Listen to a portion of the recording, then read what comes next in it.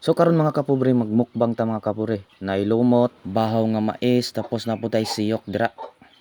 Lami kini siya mga kapobre no, lapis isawsaw na dinatog halang nga suka. Bungkag na pong bahaw ani mga katikinason, ato ra ng kilawon. So unsa pa may dugayan na to dira? So atak, maniud to na ta.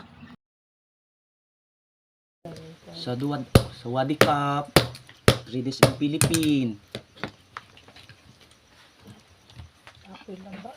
Uga-uga pa na untaran. Ana, ay kuhay abdo. Gitirahan din nato ng siyok dra mga kapobre. Undan biya sa mga kapobre, lami agid kan una na mga kapobre nya halang imusok. Wala din nato gipalangay-langay ang lumot diha mga kapobre, kay mao nay pinakadabis lami pag gina sa litson mga kapobre.